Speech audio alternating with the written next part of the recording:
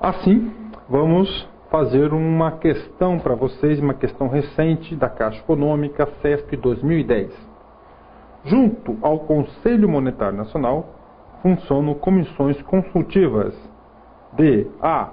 Política Internacional, Assuntos Tributários, Mercado Futuro, Seguros Privados e Crédito Rural e de Endividamento Público. Esta questão do concurso da Caixa de 2010 do ano passado, ela é super difícil. Por que ela é super difícil?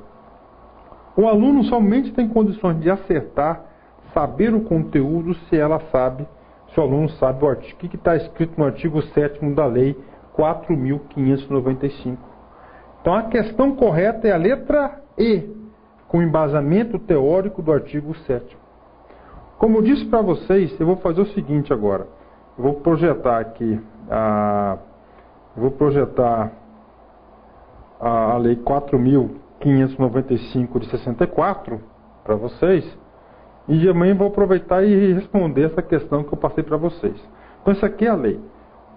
Se você quiser estar competitivo na prova, por favor, faça a leitura dessa lei umas 2, 3 vezes, que você, com certeza, aqui vai ser objeto, vai ser fonte de várias questões de concurso.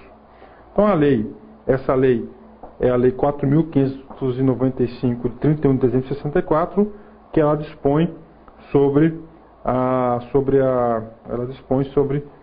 política e as instituições monetárias e bancárias e creditícias e cria o Conselho Monetário Nacional e dá outras providências, não é isso?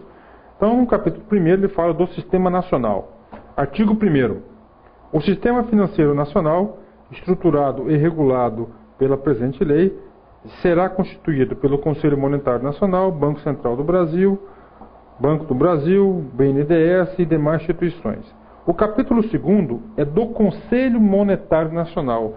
Importantíssimo. Esta aula, qual é o tema da aula? Conselho Monetário Nacional. Nós temos que buscar na legislação, no amparo jurídico, onde que foi criado o Conselho Monetário, foi criado por essa lei. Artigo 2º. Fica extinto o Conselho da atual Superintendência da Moeda e do Crédito e criado, em substituição, o Conselho Monetário Nacional, com a finalidade de formular a política da moeda e do crédito como previsto nesta lei, objetivando o progresso econômico da nação, né, do país. Artigo 3º. A política do Conselho Monetário Nacional objetivará, ou seja, qual que é o objetivo do Conselho Monetário Nacional?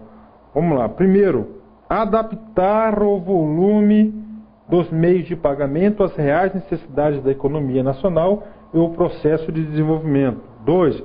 Regular o valor interno da moeda, para tanto prevenindo e corrigindo os surtos inflacionários e deflacionários de origem interna e externa, as depressões econômicas e outros desequilíbrios oriundos dos fenômenos conjunturais. Ou seja, meu aluno, não adianta eu ler para vocês aqui que não vai ser produtivo. Você vai ter que fazer leituras extras para fixar esse conteúdo. É importante você saber quais são os objetivos de acordo com a lei que criou o Conselho Monetário Nacional. Está no artigo 3º. Artigo 3º. Então, olha, o artigo 3º tem um inciso, 2, 3, 4, 5, 6, 7 incisos. É muito importante que o aluno tenha esse conhecimento. Vou chamar atenção aqui para o inciso 7º, olha só. Coordenar as políticas monetária, creditícia, orçamentária, fiscal e da dívida pública interna e externa.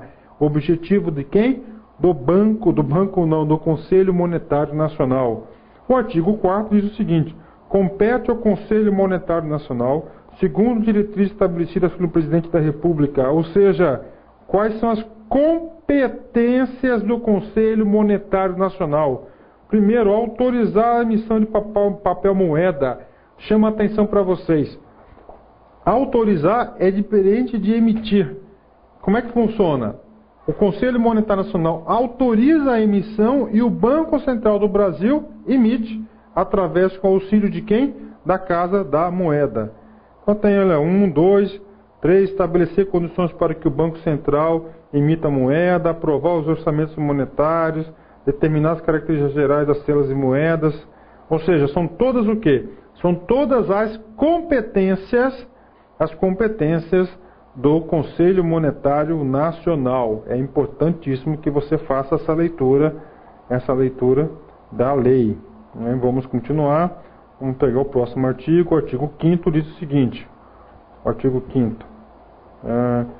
As deliberações do Conselho Monetário Nacional entendem-se de responsabilidade do seu presidente para os efeitos. Não tem tanto impacto. Sexto, o Conselho Monetário Nacional será integrado por seguintes membros.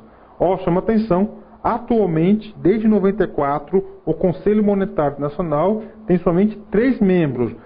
Ministro da Fazenda, Ministro do Planejamento, Orçamento e Gestão e o Presidente do Banco Central. Quando o Conselho foi criado, ele tinha 20 membros. Olha os membros aqui.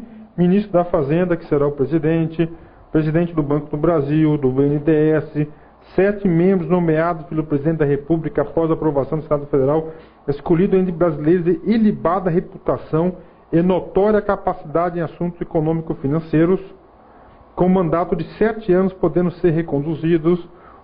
Então são todos que são os membros que compõem o Conselho Monetário Nacional à época que foi criado e com as suas alterações aqui, tudo que está em azulzinho são as legislações que foram alterando o formato dessa composição.